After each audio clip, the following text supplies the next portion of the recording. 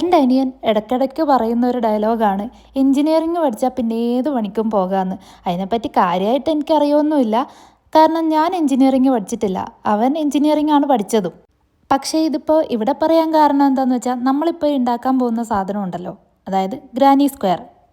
ഇതൊരെണ്ണം ഉണ്ടാക്കാൻ പഠിച്ചിട്ടുണ്ടെങ്കിൽ നമുക്ക് ഒരുപാട് സാധനങ്ങൾ അത് വെച്ചുണ്ടാക്കാം. അപ്പോൾ ദേ ഈ ക്രോസ് ബാഗ് ഞാൻ ഇതുപോലെ ഒരു 4 ഗ്രാനി സ്ക്വയർ തുന്നിച്ചേർത്ത് ഉണ്ടാക്കിയതാണ്. ഈ ഗ്രാനി സ്ക്വയറിൻ്റെ എണ്ണം കൂട്ടിയാൽ നമുക്കത് വലിയ ബാഗായിട്ടും പിന്നെ ഡ്രസ്സായിട്ടും അങ്ങനെ കുറേ കാര്യങ്ങൾ അത് വെച്ച് ചെയ്യാൻ പറ്റും. അപ്പോൾ ഈ ബാഗ് ഞാനൊരു സൺഫ്ലവർ തീമിൽ ഉണ്ടാക്കാൻ വേണ്ടി ചെയ്തതായിരുന്നു. അതെന്താണെന്ന് വെച്ചാൽ, ഞാനൊരു സ്ഥലത്ത് സൺസെറ്റ് കാണാൻ പോകാൻ വേണ്ടി പ്ലാൻ ചെയ്തപ്പോൾ ഒരു ക്രോഷേ ടോപ്പും കൂടെ ഓർഡർ ചെയ്തിട്ടുണ്ടായിരുന്നു. അപ്പോൾ അതിന് മാച്ച് ചെയ്തിട്ട് ഇടാൻ വേണ്ടിയായിരുന്നു ഞാൻ ഈ ബാഗ് ഉണ്ടാക്കിയത്.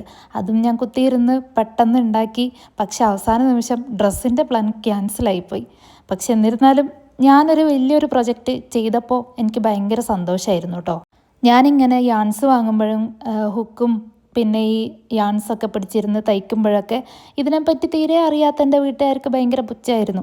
ഇന്ന് വല്ലതും ഇത് നടക്കുമോ, ഇതിനെക്കൊണ്ട് എന്തെങ്കിലും ഉപകാരമുണ്ടോ, അതുപോലത്തെ കാര്യങ്ങളൊക്കെ. പക്ഷെ ഞാനിങ്ങനെ ഒരു ബാഗ് ചെയ്തിട്ട് കാണിച്ചപ്പോഴത്തേക്കും അവർക്കും സന്തോഷം, എനിക്കും സന്തോഷം.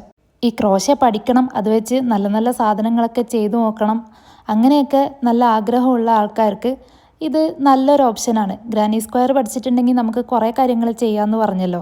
ഇതാദ്യം പഠിക്കുക, അത് കഴിഞ്ഞിട്ട് നമുക്ക് ഓരോന്നായിട്ട് പഠിച്ചെടുക്കാൻ പറ്റുന്നതേ ഉള്ളൂ.